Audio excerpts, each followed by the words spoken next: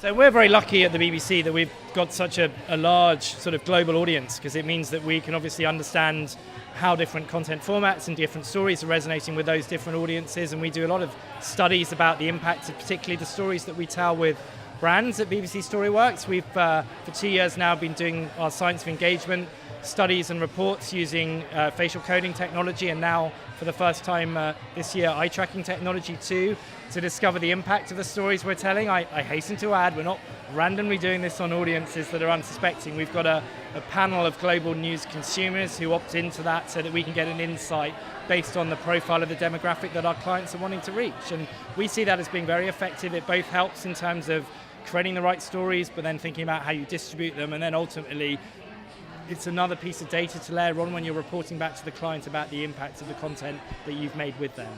So the NewFronts today, we're a news brand, but we're a lot more than that. We've got some great music going on in the background during this interview, which is obviously celebrating the launch of BBC Music in the US as well. But we have the opportunity to surface our branded content right alongside our editorial. So obviously on BBC World News, that runs in commercial airtime adjacent to our programming. But on the website too, we promote it alongside our news content and our feature content, but in a brand safe way. So we've been talking today about how you make sure that you're delivering that valuable audience to your clients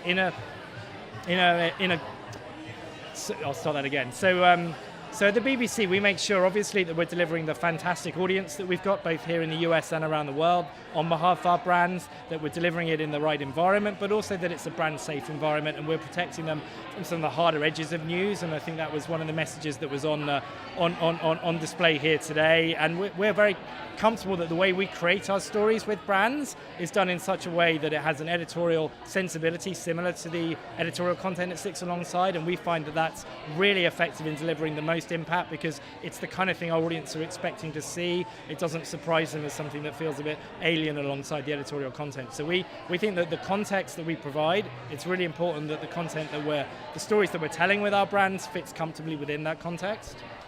We're integrating new technologies. Actually, I think we've just done it in the last month that protects brands from being against the hardest of hard news stories.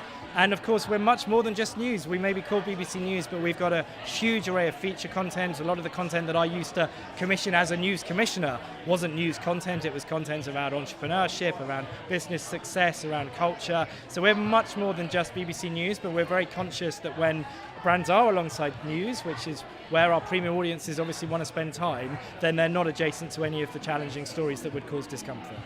So, I mean, in terms of the brands, we've got perhaps the brands that you might expect with a big global brand with a very upscale audience, such as the BBC. So we work closely with finance companies, tech companies, travel and tourism, airlines, luxury. So it's a real range. I mean, I'm very privileged to sit in the global position in London, and we've got teams here in the US, we've got teams in London, in Singapore, in Sydney in Australia, also in India, in Dubai as well. So we're seeing different clients from right across the world, but the themes are the same, and they're people who want to reach high-end business leaders and successful, wealthy individuals who obviously are looking to consume content on the BBC. So we're lucky that we get to do some great work because we work with fantastic partners.